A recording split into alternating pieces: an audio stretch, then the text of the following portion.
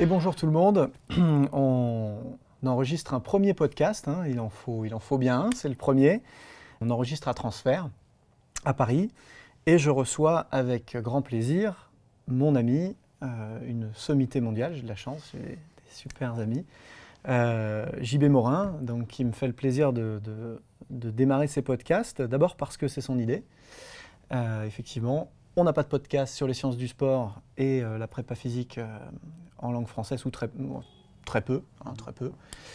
Donc il était temps de produire des choses là-dessus. Et ensuite parce qu'il a des thématiques qui intéressent énormément les gens qui s'intéressent aux sciences du sport, hein, les préparateurs physiques, les kinés, les profs de PS, et évidemment les entraîneurs. Donc ce soir, on va parler de sprint, on va parler de vitesse, on va parler d'entraînement, d'évaluation et d'entraînement en course, puisque c'est un de tes sujets du moment. Ouais. Merci de m'inviter, Aurélien, c'est un plaisir. Alors le truc qui manque, c'est pas des podcasts avec moi comme invité, hein. Le truc qui manque, c'est des éléments de diffusion de la culture scientifique et sportive de type podcast, audio ou vidéo. Et donc, il y a quelques mois, on s'est plaint du fait qu'il n'y en avait pas. Et puis il y a quelques minutes, on vient de se dire, on arrête de dire, on fait. Donc on fait. Merci de l'invitation.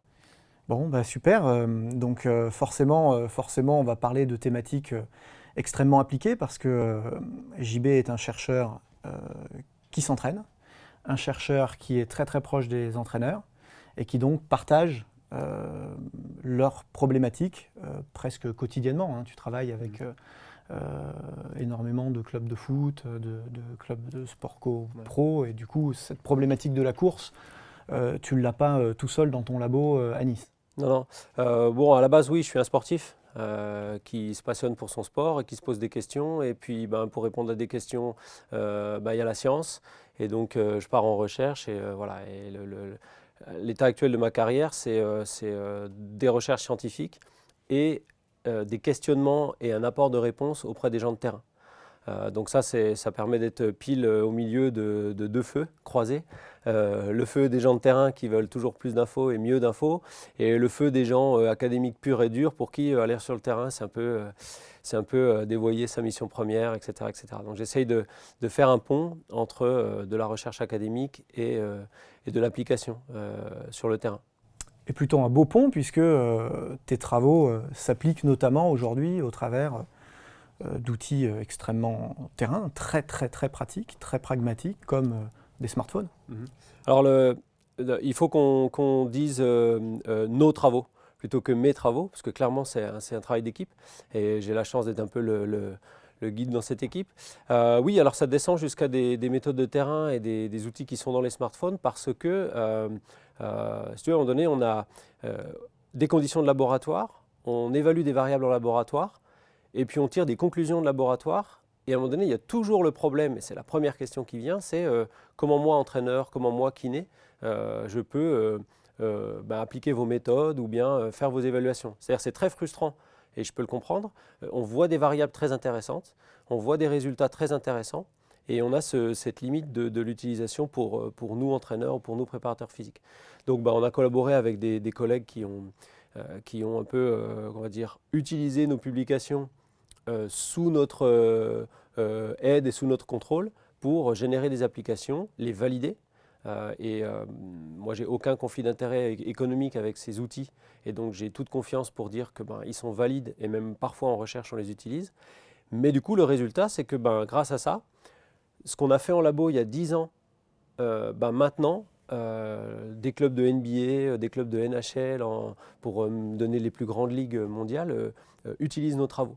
Et je pense que sans ce maillage d'outils de terrain, il y aurait eu peut-être 10, 20 ans encore de manque de pont entre la recherche et le terrain.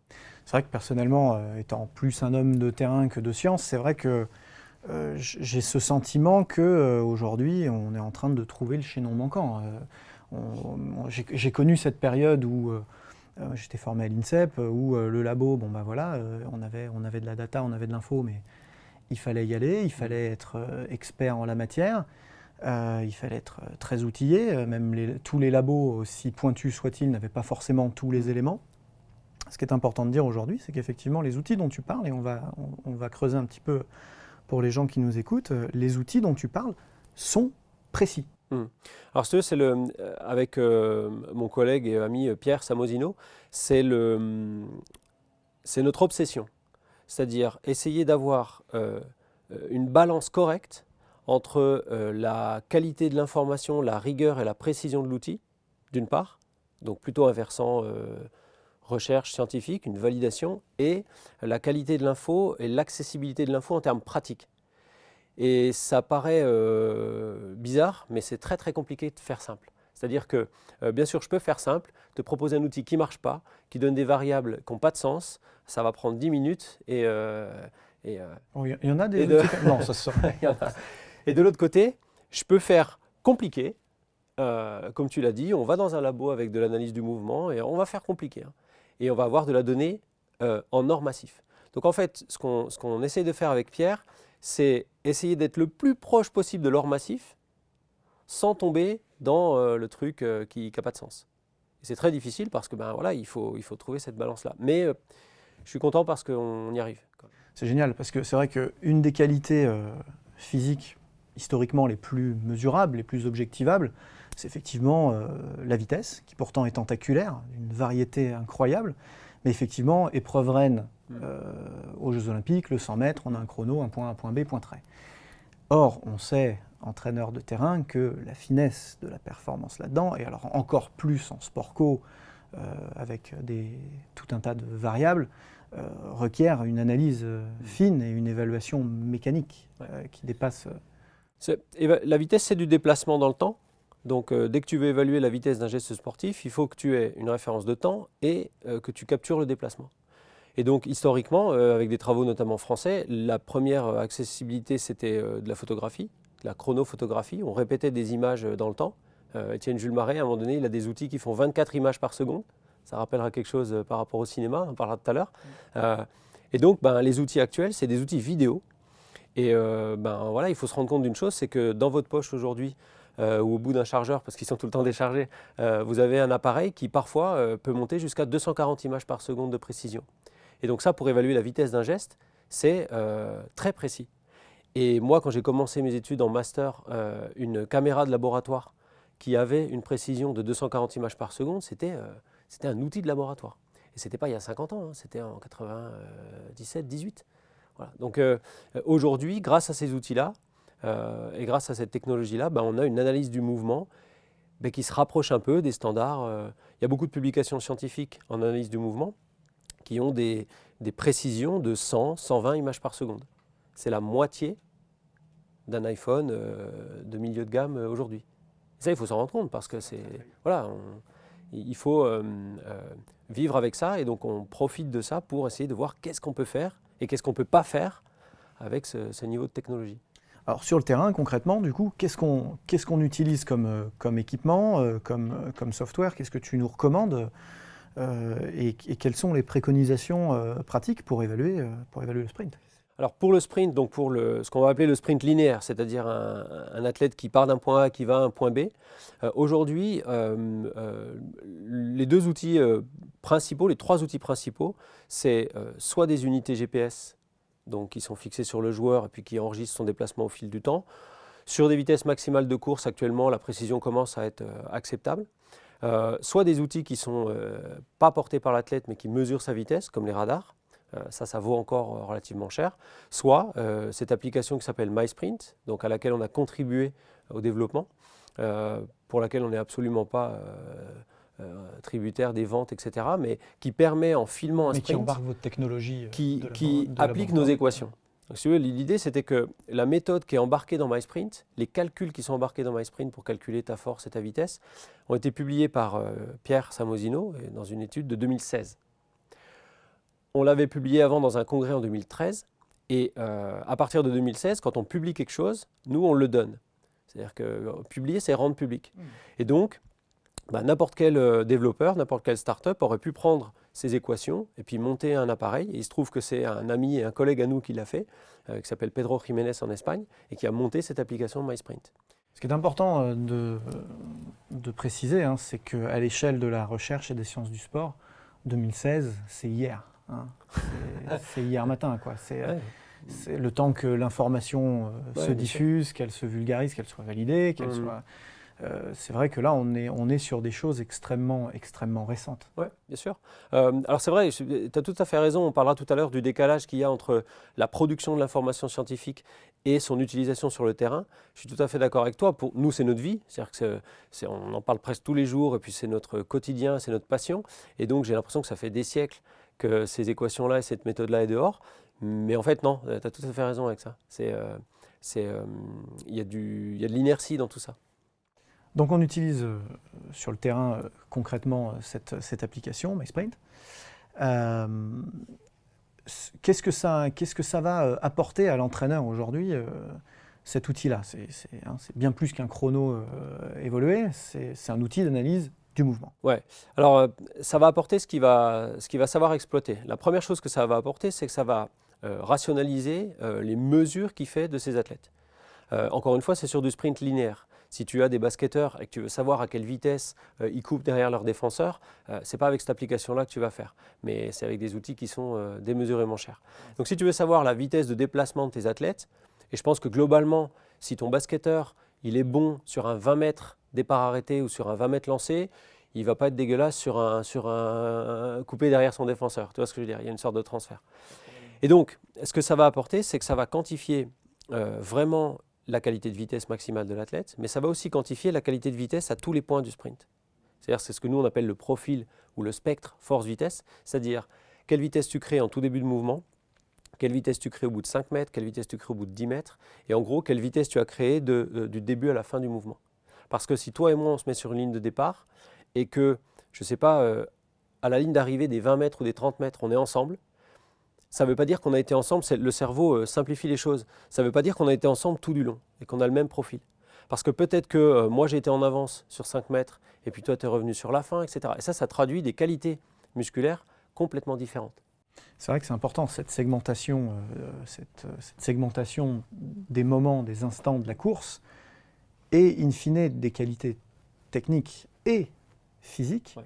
C'est une des vraies clés des progrès, parce que si on entraîne tout le monde pareil, on va arriver peut-être à des résultats plus ou moins efficaces. Si tu veux, alors là j'ai le rôle facile, je ne suis pas un entraîneur, je ne suis pas un préparateur physique, je l'ai été de façon amateur et puis je m'entraîne comme tu l'as dit, mais j'ai le rôle facile, c'est de dire je ne conçois pas qu'une équipe de sport co, qu'un groupe d'athlètes soit exactement tous entraînés avec le même contenu de séance.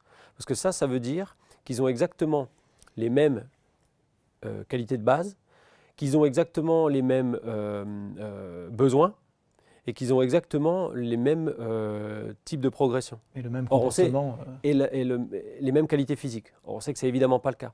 Donc là, ces méthodes-là, elles permettent d'aller un peu plus loin. Tu vois, on a des approches avec des équipes de sport co. À la fin de la journée, on a une évaluation. On a les 5 grands critères du spectre force-vitesse. Et on a quel joueur est au-dessus ou en dessous de la moyenne ou de la médiane de son groupe sur telle ou telle qualité. Et bien en fait, il y a du rouge et du vert partout sur l'écran. C'est-à-dire qu'il y a des joueurs qui sont très bons sur une qualité, pas sur d'autres, mais encore très bons sur une autre. Il y a presque autant d'histoires que de joueurs. Tu prends un groupe de rugby de top 14, sur les 5 variables essentielles du profil, c'est-à-dire force maximale, vitesse maximale, orientation de la force et la perte de cette orientation de la force vers l'avant, ben tu vas avoir sur 30 joueurs peut-être 3 ou 4 profils exactement identiques. Tu vois? Et donc ça veut dire que sur ces 30 joueurs, tu peux imaginer qu'il y a au moins 5 ou 6 grands groupes que tu peux former pour aller plus loin dans l'entraînement. Je ne dis pas que c'est utopiste de dire on va faire de l'individuel strict. C'est pas réaliste de dire à un préparateur physique qui a 20 joueurs sous sa responsabilité, tu vas individualiser tout le monde. Ça ne marche pas. Par contre, on peut dire tu vas commencer à faire des groupes ou des familles. Tu vas commencer à sectoriser un peu ton approche. Et là, on fait de l'individualisation d'un collectif. Tu fais, alors là je crédite les gens de la fédération de rugby à l'époque, ils avaient fait un petit reportage sur le suivi du set pour les JO qu'on avait fait. Ils avaient appelé ça l'individualisation collective. C'est-à-dire qu'en gros, tu as une base collective où tu peux te permettre de faire les choses identiques. Et puis après, si tu veux aller un peu plus loin, parce que le niveau l'exige, il va falloir rentrer dans les détails. Je prends souvent l'exemple d'un groupe de collégiens. Si tu me donnes une classe de 4e et qu'il n'y a aucun athlète de haut niveau dans la classe, en gros, quoi que je fasse, ils font tous pareil, ils vont tous s'améliorer. À la fin de mon cycle, ils courent plus vite, quoi que je fasse. même si je les emmène courir 2 fois par semaine, 10 bornes. Bien sûr. Après, l'idée, c'est que si tu es à un niveau de compétence un peu plus élevé, ça ne marche plus. Mettre la base à tout le monde, ça va les remettre à jour en début de saison, mais après, derrière, où est la progression? Donc voilà, on essaie de rentrer dans l'individualisation. Bien sûr, ouais, c'est ce que Pradey appelait l'interdépendance des facteurs, négative, positive ou neutre. Chez qui, etc. etc. Et alors, je trouve ça passionnant, ces interactions entre la force et la vitesse, parce que évidemment, si le sprint c'était que de la vitesse, ça se saurait. Ouais. Et du coup, on a vraiment enfin pour moi, entraîneur, une interaction très très forte entre les deux. J'imagine que tu as testé beaucoup de gens sur cette méthode-là. Tu arrives à évaluer à peu près le nombre de joueurs que tu as évalué? Parce que nous, on a fait directement avec nos petites mains. Je sais pas, 3000, 4000 profils. C'est juste Quand tu énorme. additionnes tout. C'est juste Après, hallucinant. ce qui est passionnant, c'est que ce que nous, on a permis de faire à d'autres petites mains, là, c'est du lourd. Je ne veux pas me gonfler les chevilles, mais voilà, quand un club de NBA t'appelle en disant bon, voilà, ça fait une saison qu'on profile tout le monde sur ça, ça et ça. J'aimerais bien discuter avec vous de mes données parce que là, j'ai besoin. Jackpot. C'est cool. Donc tu te dis, voilà, on diffuse ça. Par contre, je vais résumer un truc, c'est important. Dans notre discours actuel, on n'oppose plus force et vitesse. Pour nous, c'est force et force. C'est toujours de la force. C'est-à-dire ce qui crée le mouvement, c'est de la production de force. Donc le concept de vitesse, c'est un résultat d'une application de force. C'est-à-dire si tu bouges vite, c'est parce que tu as appliqué de la force. Et donc, il faut être tout le temps fort, si tu veux être un bon sprinter, mais il faut être tout le temps fort à des niveaux de vitesse différents. C'est ça la clé. Et si tu t'entraînes toujours avec des charges très lourdes, tu vas être très fort à des vitesses lentes. Ça ne veut pas du tout dire que tu vas être aussi très fort à des vitesses rapides. Donc tu prends l'exemple typique d'un lanceur de poids ou de quelqu'un qui est extrêmement fort, virgule, à vitesse basse. Lui, au bout de 10-15 mètres, il aura du mal à être fort à vitesse élevée. C'est plus sa zone de compétence. Et donc, il ne va pas courir très vite, in fine. Par contre, sur les 10 premiers mètres, il va être très bon. Donc voilà, le résumé, c'est tout simple. C'est pour être bon en sprint, il faut être fort et fort. Fort à vitesse basse, fort à vitesse intermédiaire, fort à vitesse élevée. Génial. Alors du coup, on arrive à une partie qui m'est chère dans toutes mes productions finalement. Donc le podcast n'y échappe pas.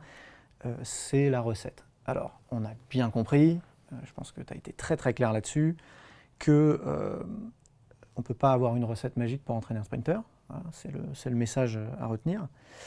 En revanche, on voit qu'il y a des gens qui ont des déficits plus ou moins marqués en force.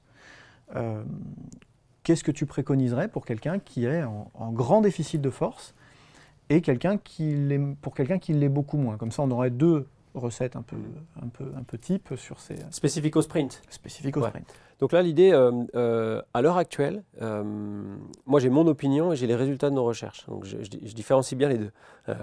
Donc à l'heure actuelle, ce qui fait du sens pour développer le côté force du spectre, c'est les résultats de nos recherches et notre opinion, c'est soit de la force absolue, c'est-à-dire tu as vraiment besoin de plus de force dans tes membres inférieurs. Et là, il faut vraiment... Et là, à un moment donné, il va falloir aller à la muscu. Je ne veux absolument pas être taxé d'un anti-muscu. Je suis tout à fait pro-muscu, pro-charge lourde, virgule, s'il y a besoin. C'est ça, en fait, le truc. C'est pas à tout prix. On résume tout avec ça dépend. Mais oui, ça dépend. Ouais, ça dépend. Moi, si tu es super costaud et que tu as des chiffres à la presse énormes et des chiffres au demi-squat énormes, si je veux améliorer ton côté force en sprint, parce que je le trouve déficient, on ne va pas aller souvent à la salle de muscu. Voilà.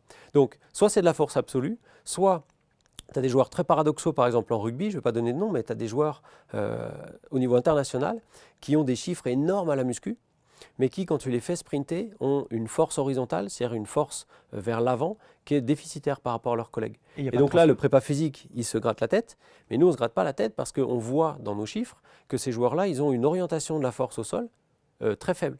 Donc pour résumer, ils sont très très forts, mais avec une orientation de cette force qui est très mauvaise techniquement. C'est ça qu'on a mesuré chez Christophe Lemaître à l'époque, c'est que à l'époque, il ne faisait pas de muscu, donc voilà, il n'était pas fort. Mais il courait extrêmement vite parce que l'orientation de sa force au sol était très bonne. Donc, soit on bosse en muscu, soit on bosse en spécifique, force, transfert de force et poussé vers l'avant. Et là, on a montré, à l'heure actuelle, il n'y a qu'une seule étude, donc on va se détendre, hein, c'est pas. Mais utiliser des chariots lourds dans des bonnes conditions, avec de la familiarisation et tout ce qu'il faut, ça marche. Voilà mes deux, pour l'instant, recettes, entre guillemets. J'ai envie de dire que si tu as une bonne cohérence entre ton niveau de force absolu et ton niveau de force spécifique sprint, tu as les deux façons de travailler déjà correctes. Après, bien sûr, je ne passe pas le détail sur la programmation. Combien de cycles, combien de macros. Mais globalement, il faut taper là. Il y a un principe de base, c'est la spécificité. Si on n'accepte pas le principe de spécificité, on ne fait pas d'entraînement. Donc, tu veux bosser le côté force de ton profil, première chose à faire, mets lourd. Si tu as besoin de force, entre guillemets, c'est mauvaise nouvelle. Enfin, mauvaise nouvelle. Ça, c'est mon point de vue de non costaud. Mais il va falloir faire du lourd, quoi. Il va falloir faire de la force. Et en même temps, bonne nouvelle parce que et on progresse très vite. Exactement. Et c'est peu limité. Exactement. C'est pour ça qu'il y a beaucoup d'études scientifiques qui montrent que quand tu fais de la muscu non spécifique, tu cours plus vite. Parce que très souvent, elles sont faites chez des gens qui ont une capacité de force qui est faible. Donc bien sûr, on va dire « Ah, la muscu, ça marche ». Regardez cette étude, elle dit « Ça a marché ». Sauf que si tu prends le 15 de France, ils ne vont pas courir plus vite parce que tu fais plus de muscu. Parce qu'ils sont déjà très forts. Exactement. Donc il faut faire très attention à quelle est la marge de progression. Il ne faut pas conclure le vertical, on va dire, est bon dans l'absolu pour tout le monde, parce que ce n'est pas vrai. Il y a une revue de littérature, une seule, en 2014, le titre c'est Améliorer la force en squat résulte à améliorer la perf en sprint. Ah, tu lis le titre sur Twitter, c'est fini, c'est réglé, tu retournes à la salle de muscu. Sauf que quand tu regardes les études qui montrent ça, tu t'aperçois que toutes celles qui montrent ça sont faites avec un très bas niveau de performance, des lycéens, des étudiants en sciences du sport, machin. Et puis plus le niveau des sujets dans les études augmente en termes de perf athlétique, plus ce lien moins le lien est précis. Et ça, faut le dire aux gens. Enfin, c'est écrit dans l'article, hein. On y reviendra tout à l'heure, mais si tu lis que le titre, mal barré. Donc voilà pour la force, en gros. Merci JB pour cette précision. Vous pouvez suivre ses travaux et ses communications sur son Twitter. JB_Morin. JB_Morin. Il a aussi un site web. Ouais. jbmorin.net. jbmorin.net. C'est très simple, donc on le trouve assez facilement. Vous le croisez aussi souvent sur mes réseaux sociaux parce que je partage beaucoup de choses de ce qu'il produit. Toujours très intéressant. En tout cas, mille merci d'être venu et à très bientôt pour un autre épisode.